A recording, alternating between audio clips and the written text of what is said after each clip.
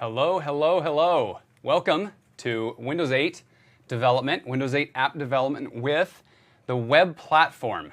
We are really excited. We've got tons of content today. My name is Jeremy Foster, and this is my buddy Michael. Hi. We are going to be covering some really cool topics over the next couple of days. And I hope that you guys just stay in your seats, and I hope you have a good time. Yeah, I'm very excited about all the content that we're doing today. In fact, so much so I know we both want to just dive in, but I think a good idea is to at least let you know who we are a little bit. I'd love to introduce you, Jeremy, and I'm going to let everyone know Jeremy's been with Microsoft now almost a year. He's a member of our evangelism team.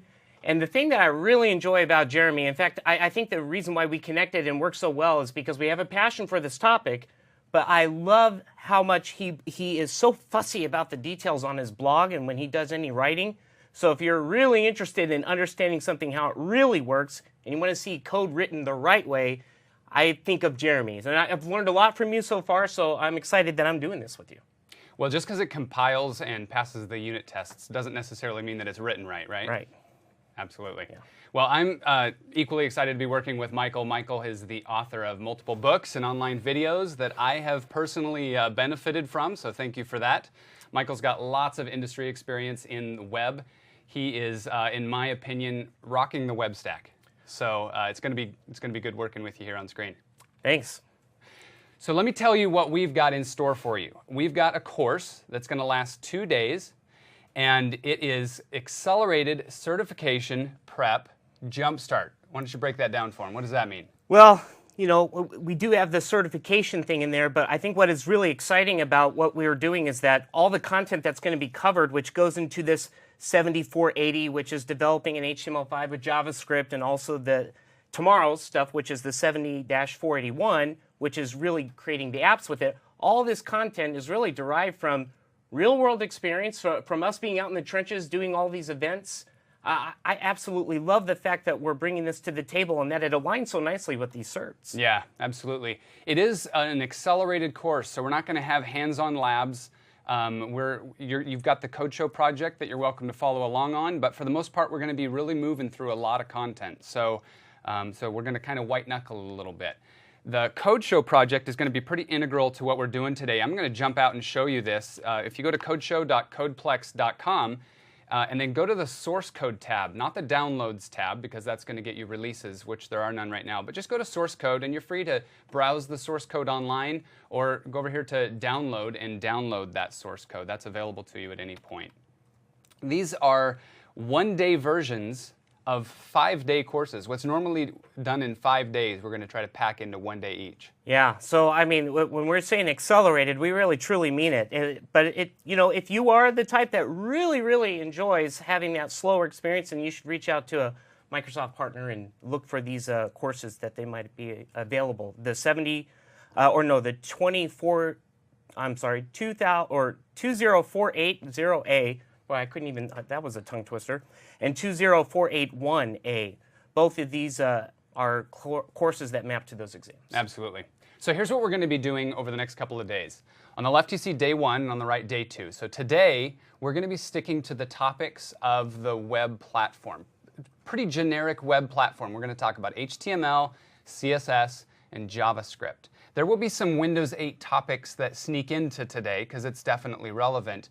But then tomorrow is where we're going to dive into the Windows 8 platform itself. Yeah. So when you think about today, I like how you said it. Think about that we're emphasizing all the good features of the web platform development, you know, all those features. Yet at the same time, what we're really interested in doing is showing you how that's going to lead up into app development for tomorrow. So absolutely. Really excited about that. Well, Michael's going to go ahead and get us started, and the topic that we're going to start with is HTML semantic structure. Yes. So what do we mean when we say HTML5 semantic structure? Well, at the end of the day, there are so many people that are interested in web development and specifically right now the HTML5 content. And there's sometimes some mystery as to what does it mean to have semantic elements. So let's go ahead and dive in and take a look at our agenda.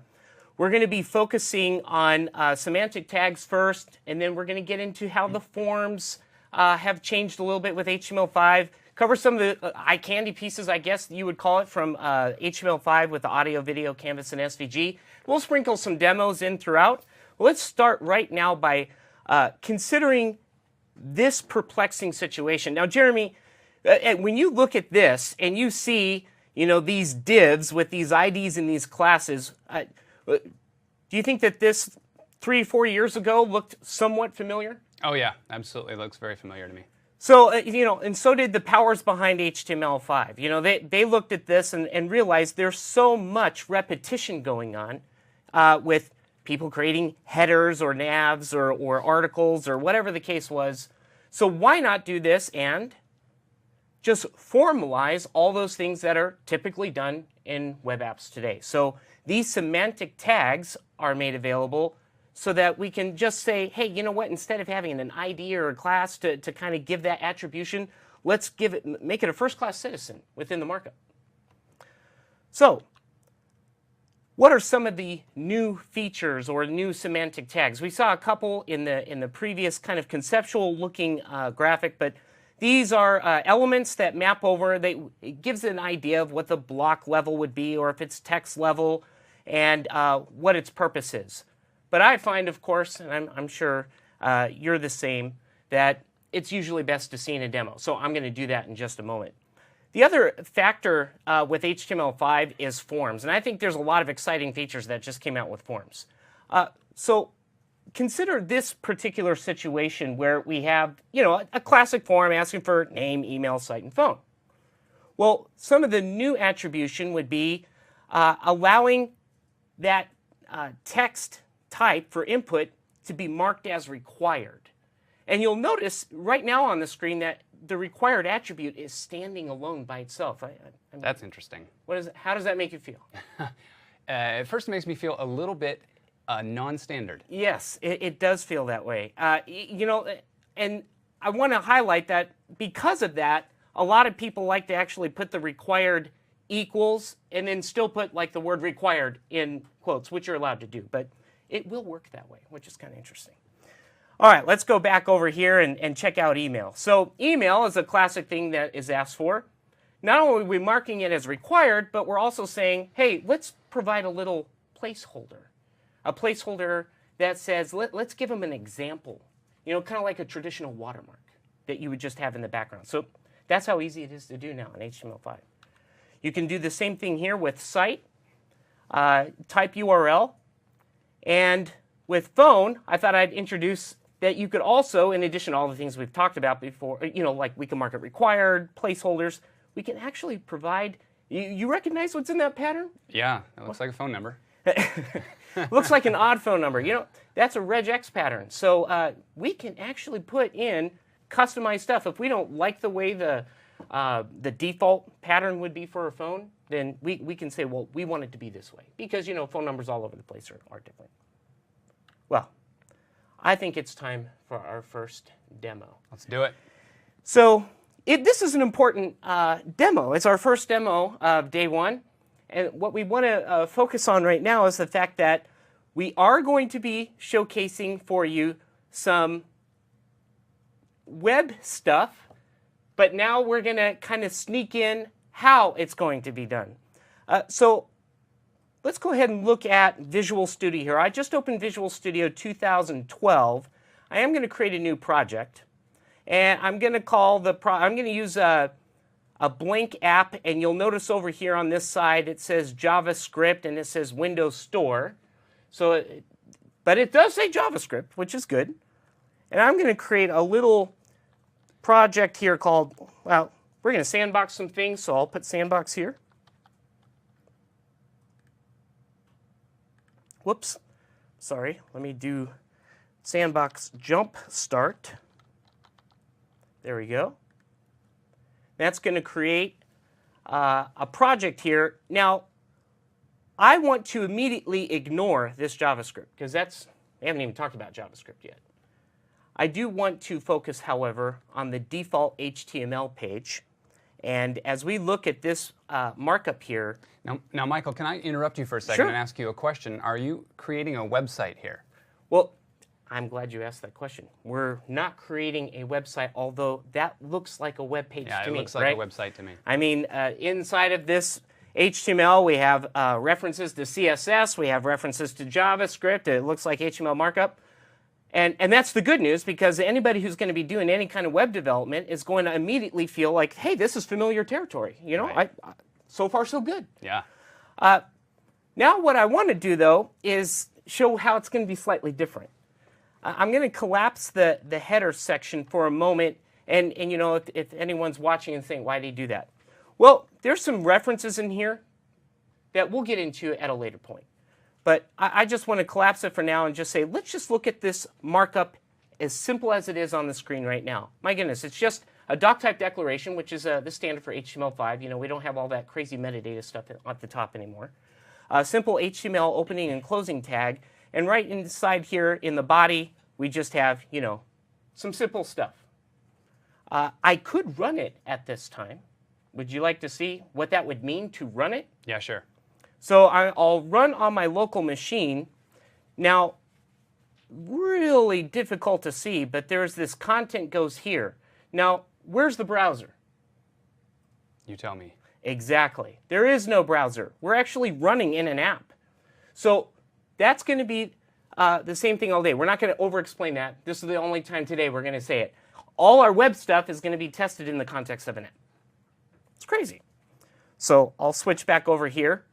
And we'll be getting more also into Visual Studio and some of its features tomorrow as well. So I'm just going to focus on the text editing features of creating some cool markup. So I'll get rid of this default. I'll stop the app from running. I'm going to get rid of this default paragraph tag. That was kind of boring. Why not add a section? And you know what? I'm going to add a style, an inline style for right now. Reason is, you know, people understand that sometimes what we have on the in our markup is not exactly. I didn't like that content being so far up in that corner. I don't know about you, but it was hard for me to see. So I don't know. I'll just randomly choose what 120 pixels left. That sounds like a good number. Is that good with you? Yeah, that sounds great. Okay. And the margin top, I'll probably bring it down 45px. So that feels good. And I'll close that section out. And, you know, so what is a section? A section is, it's the ability to define content on the page without formally saying that it's all together complete, which is what makes it different from article, right? Because the article semantic tab would say, I could be fully syndicated just with the content that I have. And it wouldn't surprise you if you found, like, within a section or within an article, multiple sections. But think of it as a section wouldn't be standalone. Now, I'll introduce another one. How about an HG group? It's really hard for me not to talk about these Visual Studio features with the IntelliSense that's going on. And H1 tag inside of an H group will say markup. H2 tag, say this is a demo. And let me check out and see how this looks. So you can see up here in the corner, H1 tag and the demo. This is kind of how we do title, subtitle with the new semantic markup with with our groups. I'll close that down. One way to close down an app, by the way, is just grabbing it at the top, bringing it down, and swinging back over into our desktop mode. I usually hit Alt F4.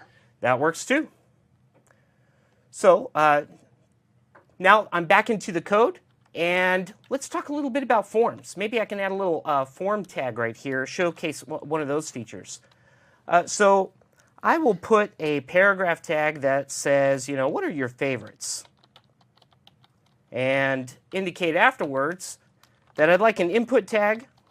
Maybe the input's going to be, I'll say its ID is, favorite URL. And the type, and when I hit the IntelliSense here, it pulls up a list of all the different types in that input, which is, again, a nice feature of Visual Studio. And sure enough, down in here of all the new types, there is a URL. Of course, that's a standard.